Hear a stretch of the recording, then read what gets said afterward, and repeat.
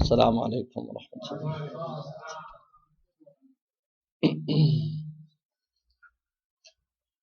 أعوذ بالله من الشيطان الرجيم. بسم الله الرحمن الرحيم. الحمد لله رب العالمين، والصلاة والسلام على أشرف الأنبياء والمرسلين، حبيب إله العالمين أبي القاسم المصطفى محمد،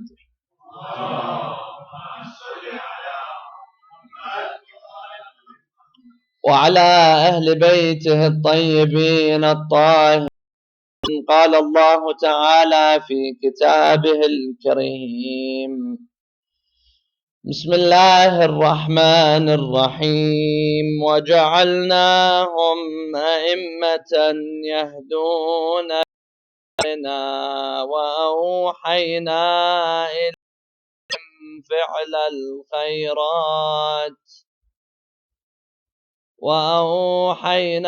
إليهم فعل الخيرات وإقام الصلاة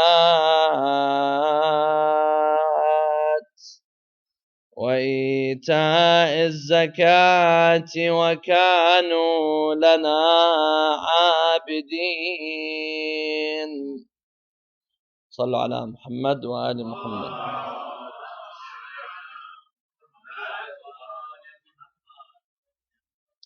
As we have gathered to celebrate the birth of the first grandson of Rasulullah sallallahu alayhi wa alihi,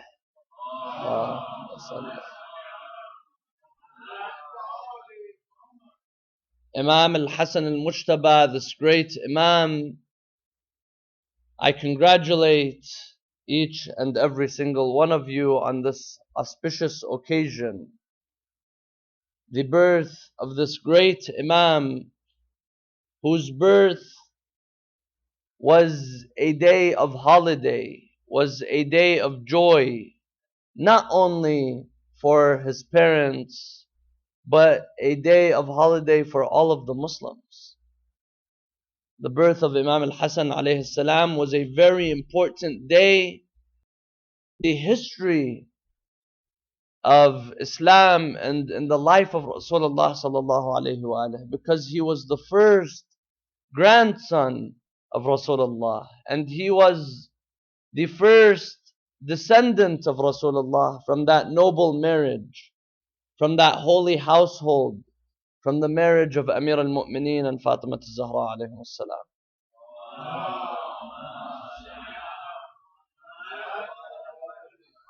A household that is purified in the Quran, a household that Allah subhanahu wa ta'ala has allowed to elevate.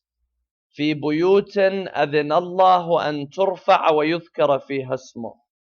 Allah subhanahu wa ta'ala mentions certain houses, certain places of worship, certain areas that Allah elevates, and this area elevates by the remembrance of Allah subhanahu wa ta'ala. في بيوت أذن الله أن ترفع ويذكر فيها اسمه. Rasulullah sallallahu alayhi wa alihi was asked, which household is this? What type of house is it that is mentioned in the Quran that is elevated and brought closer to Allah subhanahu wa ta'ala? A house that elevates means that the prayer in that house is worth much more than prayer in just a normal house. Why we come to the masjid? Because a masjid, a prayer in the mosque is worth more than the prayer inside the house. And a prayer in Masjid al-Haram is worth more than a prayer in this mosque. So there are certain places that Allah subhanahu wa ta'ala has purified. And Allah mentioned certain homes and certain houses. So the companions, they asked Rasulullah, which houses are these? They are the houses of the Anbiya. Tilka buyutul Anbiya. The houses of the, because there's constant worship. It's become like a masjid. a house that there's constantly worship in that house, this house Allah allows it to elevate. This is why it's highly recommended to choose a place in your home, a room in your house, a certain place. If you don't have a specific room, choose a specific corner. Let that be a place of ibadah. Let that be a place of worship. Because on the day of judgment, that piece of land that you used to pray on, that specific area that you used to pray on, it's going to witness for you on the day of judgment. It's going to witness that this is the place that this person used to pray. And of course, a place where haram acts are also played out in, that is also a place where it will witness against you. Because the day of judgment is a day of witnesses. There's going to be witnesses. Allah mentions that the hands, the feet, the legs, the body, witnesses. So a masjid is also a place of witness. This is why you see some believers, when they go to a masjid, they pray in different areas in the masjid. They pray in different corners in the masjid. When they do their tahiyyatul masjid prayer, because you want the whole masjid, every single foot of land, you want it to witness for you that you used to pray in that area. So Rasulullah, he said that the houses of the prophets, they are the houses that Allah allows to elevate. And then one of the companions, he stands in front of Rasulullah and he points to the house of Fatima al-Zahra and Amir al-Mu'mineen, and he says, is this one of those houses? Rasulullah sallallahu alayhi wa says, that is the best of those houses. That Allah subhanahu wa ta'ala allows to elevate and is closer to Allah subhanahu wa ta'ala. So we see that Imam al-Hasan, the second Imam, he was born in that household. He was born in one of the greatest months in the lunar calendar, the month of Ramadan. On the 15th of the month of Ramadan, that was the day where the sky was bright with the full moon, but there was a greater moon. There was a brighter moon that was born on that day, and that was Imam al-Hasan alayhi salam.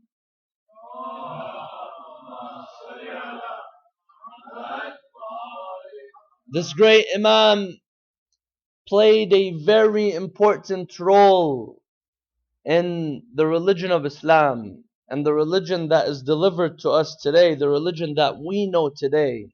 I'm not talking about the religion that blows up people in the mosques. I'm not talking about a religion that teaches to kill, a religion that teaches violence, a religion that is known for killing. That is not the religion of Imam al-Hasan and Rasulullah. The religion of Rasulullah and the religion of the Ahlul Bayt is the religion of peace, a religion of love, a religion of compassion, a religion of generosity. And this is what we learn from Imam al-Hasan alayhi salam. This is what we learn from the Imams of the Ahlul Bayt, who are Imams, whether people took them and followed them as Imams or they did not follow them as Imams. They are Imams appointed by Allah subhanahu wa ta'ala. Rasulullah sallallahu alayhi wa says, Al-Hasan wal-Husayn imaman qama aw qa'ada. Hasan and Husayn, they are Imams, whether they are in power or they're not in power. They are Imams, and everyone has to take them as an Imam. Because Allah subhanahu wa ta'ala tells us what the position of imamah is. Today, you see some people, they're confused. What defines the khilafah? What defines imamah? For some people, an imam is anyone, even if it's Abu Bakr al-Baghdadi, he comes and he says, call me imam. There are some people that are going to say he's Imam Amir al-Mu'mineen. They call him Amir al-Mu'mineen, Abu Bakr al-Baghdadi. Because he came and he said, follow me or else. So they chose and they accepted him as an imam. But what is the real definition of imam? Because when we talk about imam, we're not talking about someone who just chooses to call himself a title That is Imam. Because anyone can call themselves any title these days. If you have some money, you can add any title before your name. It's not very difficult. Or if you have some strength, some power, you could add a title before your name. But then there's a group of people that Allah subhanahu wa ta'ala has chosen them as Imams. Allah subhanahu wa ta'ala describes who the Imam is. وَجَعَلْنَاهُمْ. First, the word ja'al is used. Ja'al means we have appointed. Allah subhanahu wa ta'ala says, I am the one who appoints who the Imam is. وَجَعَلْنَاهُمْ أَئِمَّةً. We chose them as Imams. يَهْدُونَ بِأَمْرِنَا. The Imam, he guides by the order of Allah subhanahu wa ta'ala. The Hidayah, it comes from Allah. This means that I could sit here and I could speak for hours. I may not be able to guide one person. But then when the Imam, he speaks, he is guiding by the order of Allah subhanahu wa ta'ala. وَجَعَلْنَاهُمْ أَئِمَّةً يَهْدُونَ بِأَمْرِنَا. The Hidayah, the guidance, it comes from Allah subhanahu wa ta'ala. وَأَوْحَيْنَا إِلَيْهِمْ فِعْلَ الْخَيْرَاتِ وَإِقَامِ الصَّلَاةِ وَإِيتَاءِ الزَّكَاةِ وَكَانُوا لَنَا عَابِدِينَ. Allah subhanahu wa ta'ala describes the role of the Imam. The Imam is the one that does the fi'l al-khayr. He does the good. And this is why when we look at the lives of the Imams, they spent their whole lives giving charity. They spent their whole lives giving away in the way of Allah. We look at the life of Imam al-Hasan, we see that he gave away. If you read the history of Imam al-Hasan, you will see that he gave away all of his wealth. All of his wealth, everything that he owns, twice in his life. Everything that he owned, he gave it away in the way of Allah. He went and he cleared out everything that he owned. And he also gave away half of his wealth in numerous occasions in his life. And this is what we learn from the Imam. We not only learn generosity, but we learn to have faith in Allah subhanahu wa ta'ala. Because when someone gives, this is not just something that is good. Yes, it's good to give. It's a sign of generosity. But more importantly, giving is a sign of faith in Allah subhanahu wa ta'ala. Because when someone gives, they know that Allah subhanahu wa ta'ala, the same God that gave me, is going to give me again. And this is a sign of faith in Allah subhanahu wa ta'ala. This is why a sign of the believers, a sign of the mu'mineen, is that they're very easy to give. Especially giving to another mu'min, giving to someone who's in need, giving for a charitable act. This is what the Imams teach us.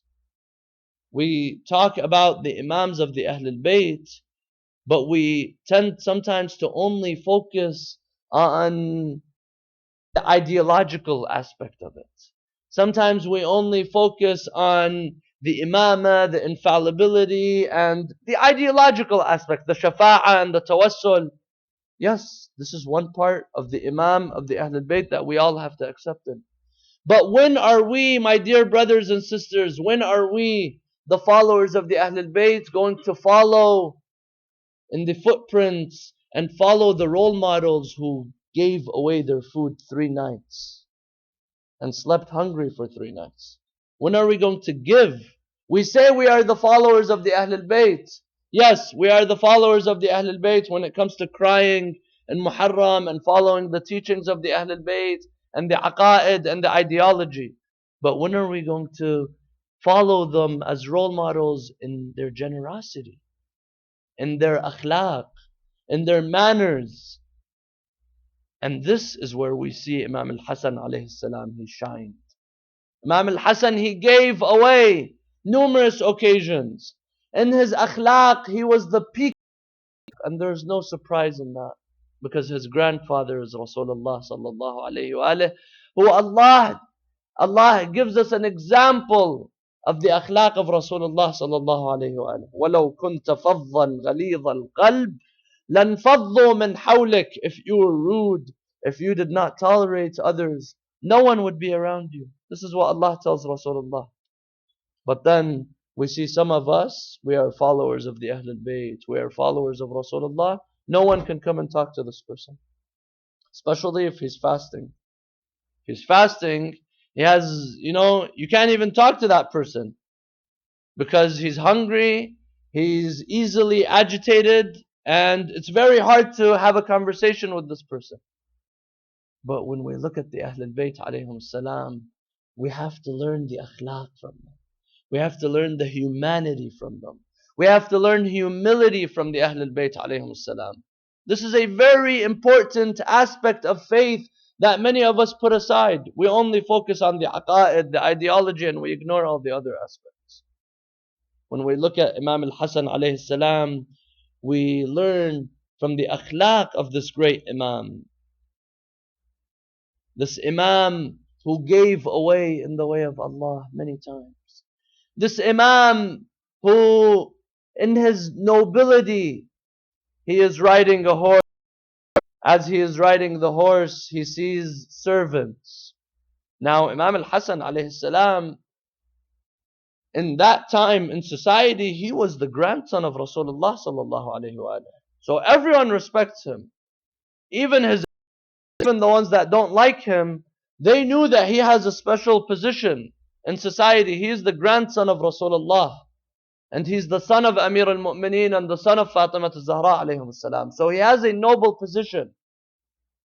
He sees servants sitting on the ground and eating. And then they tell him, "Oh Imam, Ya Aba Muhammad," this was his kunya. They tell him, "Come and join us and eat with us." Imam al-Hasan alayhi salam, he comes down from his horse.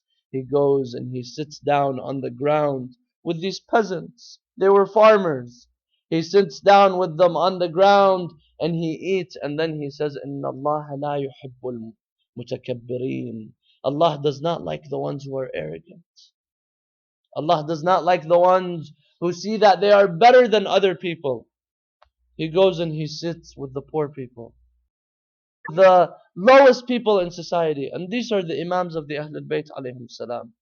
You see, Amir al-Mu'mineen Ali ibn Abi Talib, he used to be seen always during the time of his khilafah, during the time of his official khilafah. Of course, we know that Amir al-Mu'mineen, his imamah was the moment Rasulullah passed away. But during his official khilafah, during that time, where he was the leader of what is equal to over 50 countries today, he used to sit with Maytham al-Tammar, sitting on the ground selling dates, sitting next to Maytham who was selling dates. He used to sit next to him. These are the Imams of the Ahlul Bayt alayhim salam. Imams in their akhlaq, Imams in their attitude, Imams in their humility. This is what we need today, my dear brothers and sisters. Imams in their generosity, in their giving. You look at the life of the Imam, you see that he was very compassionate with everyone around him. Everyone around him, the Imam, he was very compassionate with them, very kind with them. But of course, we see that the Imam was also oppressed. And there's two groups of people that oppressed the Imam. The first group was the Mukhalifin. We know, if you study the history of the Imam today, if you go up a book, of course not from the Shia school of thought, of the historians, you see so many fake narrations attributed to Imam al-Hasan alayhi salam. One narration, it will tell you that Imam al-Hasan, he used to marry women and then he used to divorce them. He married hundreds of women, the narrations say. He marries her and then he divorces her a day later. And then the next day he finds another lady, he marries her and then he divorces her. This is one of the fabrications and the lies that are attributed to Imam al-Hasan alayhi salam. And this, if historical context, the history of the life of Imam al-Hasan, it will be very easy to understand and comprehend. This was because during the time of Imam al-Hasan, immediately after the martyrdom of Amir al-Mu'mineen, who took power? It was Muawiyah. Muawiyah took power and he began to fill the public with hatred towards the Ahlul Bayt. Amir al-Mu'mineen and Imam al-Hassan and Imam al-Hussein and Fatima al-Zahra.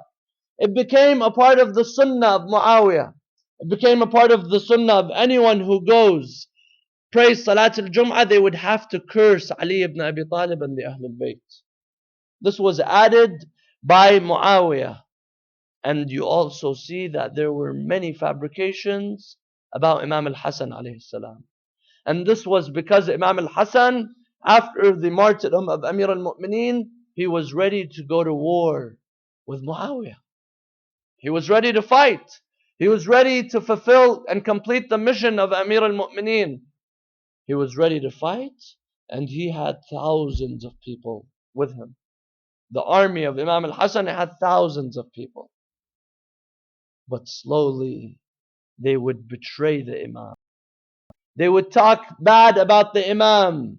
And they would not listen to the Imam, and they would not obey the Imam. Where the Imam, he reached an area, one of the people who was supposedly with him, he takes out a dagger and he stabs the Imam in his thigh. What was the Imam supposed to do when he has this type of followers? The Imam, he had to make a peace treaty with Muawiyah. Once he made a peace treaty with Muawiyah, there were many people that turned against the Imam even more. They were the ones that did not support him in the first place, and then they came and some of them, they began to call him Ya Mudhill al-Muslimin. You are the one who humiliated the Muslims. You are the one who humiliated followers of the Ahlul Bayt because you came and you made a peace treaty with Muawiyah. Now, if we analyze, did the Imam really humiliate the Muslims? No. The Imam alayhi salam, he was forced to make a peace treaty with Muawiyah because of the circumstances, because of the situation that he was living in. And it was always difficult for me to understand how can an Imam who has so many followers, thousands of followers, how can he be forced to make a peace treaty? It was difficult for me to understand and comprehend this until last year when I was in Iraq. Last year during the month of Sha'ban, I went to Iraq. And it was during the month of Sha'ban that a small number of people, a small number of thugs by the name of ISIS, they came and they were able to take over half of the country. And Iraq is a country. It's a predominantly Shia country. But when you see that people, it's Shia, being Shia, and I'm not only talking about Iraq, I'm talking about all Shias all over the world. Many of us are Shia just by name. We are Shia just by name, but when it comes to action, how many of us are actually Shias? How many of us are real Shias, real followers of the Ahlul Bayt? The Imam, he just wants a few followers. If you have just a few followers that will stand and they will not give up their stance and they will not give up and run away when the enemies are coming, then you will be strong. And the Imam al-Hassan alayhi salam, he did not have that many Shias. He did not have that many Shias. Because the Quran, it teaches us a logic that goes against the type of logic that we commonly understand. The Quran says that sometimes a small group of people is able to defeat a big group of people if they are solid, if they are strong, if they do not fall back. Imam al-Hassan alayhi salam, he had thousands of people. But these thousands of people, they fell back immediately. And same with Amir al-Mu'mineen alayhi salam. The same goes with Amir al-Mu'mineen, his father, who in the battle of Siffin, you had people that turned against the Imam. They turned against Imam Amir al-Mu'mineen Ali ibn Abi Talib, and they knew that the haqq was with Amir al-Mu'mineen, but they turned against him. It's a great lesson that we learn from this life of Imam al-Hasan alayhi salam. Why he had to make a peace treaty? He had to make a peace treaty because he had no one with him. This is it. Today, many of us, we sit and we ask, when will the 12th Imam appear? The Imam will appear when he has enough followers, when he has enough supporters. The Imams, Amir al-Mu'mineen did not have enough supporters. Yes, Amir al-Mu'mineen had thousands of people with him. But he needed just a few like Malik al-Ashtar. He needed just a few like Ammar ibn Yasir. He needed just a few of the believers and he would have been able to carry on. But he did not have that many. Imam al-Hasan alayhi salam, he needed just a few mu'mineen that will stand with him. But the Imam was betrayed by some of the closest people to him. Some of the closest people to him. Sometimes we talk about enemies that oppress the Imam. But then other times we see that it's the Shia that oppress the Imams. And we sit and we talk about it like it's history. The Shias of Imam al-Hasan, they oppressed Imam al-Hasan. Some of the Shias, the so-called Shias of Amir al-Mu'mineen, they betrayed and oppressed Amir al-Mu'mineen. What about we? What about us? The Shias of Imam Sahib al-Asri wal-Zaman. Have we oppressed the Imam of our time? What have we done? Or what have we not done? We have to ask ourselves these questions. What have we done to prepare ourselves for the arrival of the Imam? The Shias during the time of Imam al-Hasan, the so-called Shias by name, they were not real Shias. A man came to Imam al-Hasan and he told him, I love your father and I love I love you, O Imam, and I follow you. I want to be a Shia of the Ahl al-Bayt. Imam al-Hasan alayhi salam, he puts his head down and he tells him, لا أرى اسمك في الأسماء ولا وجهك في الوجوه. He says, I do not see your name in the list of names of the Shias of the Ahl al-Bayt. And I do not see your face as a face of the Shias of the Ahl al-Bayt. Yes, you want to call yourself a Muwali, you want to call yourself someone who loves the Ahl al-Bayt, go ahead and call yourself that. But calling yourself a Shia of the Imam, this requires more work. This requires more work. And we see that some of the so-called Shias of Imam al-Hasan, they were the first ones that oppressed Imam al-Hasan. And unfortunately, we see that oppression is in place until today. Many of us, we don't know much about the life of Imam al-Hasan. Many of us, we do not celebrate the life of Imam al-Hasan. And when I say celebrate, I'm not just talking about gathering and celebrating the birth.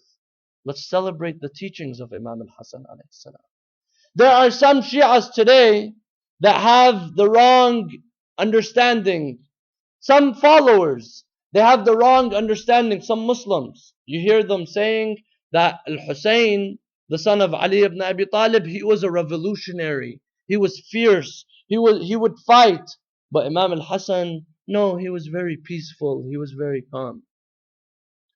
That's not the case. The Imams, they are all from one. They are all from Rasulullah sallallahu alayhi wa alayhi. But we see that each Imam, they had their own responsibility at their specific time, their given circumstances. So Imam al-Hasan alayhi salam, he had to make a treaty with Muawiyah. And if Imam al-Hussein was in the position of Imam al-Hasan, he would have also made a treaty with Muawiyah. And then we see some people, Imam al-Hussein was braver than Imam al-Hasan. And Imam al-Hasan was not brave. That's not the case. Because Imam al-Hasan, he made a treaty with Muawiyah. And then after his death, Imam al-Hussein, he stood for 10 years. He did not fight Muawiyah. 10 years Muawiyah was alive. If Imam al-Hussein was a revolutionary and he was supposed to fight anyone who is in front of him, anyone who is a leader, he would have fought Muawiyah as soon as Imam al-Hasan passed away. Imam al-Hussein, he waited for 10 years. So we learn and we see that the peace treaty of Imam al-Hasan, it led and it paved the way for the battle of Karbala. And it led the way for the mission of Imam al-Hussein alayhi salam. Imam al-Hasan, he wanted to show the world what kind of a person Muawiyah is. Because Muawiyah, he broke every single every single rule in his own treaty that he signed with Imam al-Hassan. Muawiyah broke it. Second, he wanted to show the Muslims that this is the oppressor, this is the tyrant. We are the ones that accept, and we are the ones that do not break the treaty, even if it's with an enemy. But it was Yazid who broke the treaty with Imam al-Hassan alayhi salam. So a part of the propaganda that Muawiyah was spreading against Imam al-Hassan was that he was spreading many lies about the life of Imam al-Hassan alayhi salam. Until one day, one of the Shami, a man from Sham, he comes to Medina, he sees Imam al-Hassan and he begins to curse at Imam al-Hassan alayhi salam. He begins to curse at Imam al-Hassan in a very foul way. And then Imam al-Hassan alayhi salam, he places his head down, and then he raises his head and he tells him, I see that you're a stranger. I see that you're not from the city. So if you need a place to stay, come stay with us. If you need something to eat, come, we will give you. If you need anything, come to us, we will give you. If you need a horse, we will give you one. Anything that you need, come to us and we will give you. Then the Imam tells him, it seems that you have confused me or you do not really know me. This is why you are saying such a thing. That man, he started crying and he said, yes, this is the Imamah. These are the Imams of the Ahlul Bayt. I bear witness that you are the rightful Imam of the Ahlul Bayt and you are the grandson of Rasulullah sallallahu alayhi wa sallam. My dear brothers and sisters, my time is up. But while we are celebrating the birth of Imam al-Hassan alayhi salam, the main message and the main lesson that we have to learn is the akhlaq of the Imam, the generosity of the Imam, the morality of the Imam, the humanity of the Imam. This is very important, something that many of us commonly ignore. We think that being a Muslim is praying, fasting, going to Hajj, and doing all of the ibadahs. But a great part of being Muslim is the akhlaq, the humanity, the morality. And this is something that inshallah we will cover in the upcoming nights. نسألك اللهم وندعوك باسمك العظيم الأعظم الأعز الأجل الأكرم يا الله يا الله يا رحمن يا رحيم يا مقلب القلوب ثبت قلوبنا على دينك اللهم اغفر للمؤمنين والمؤمنات الأحياء منهم والأموات تابع اللهم بيننا وبينهم بالخيرات إنك مجيب الدعوات إنك غافر الخطيئات إنك على كل شيء قدير وصلى الله على محمد وآل محمد.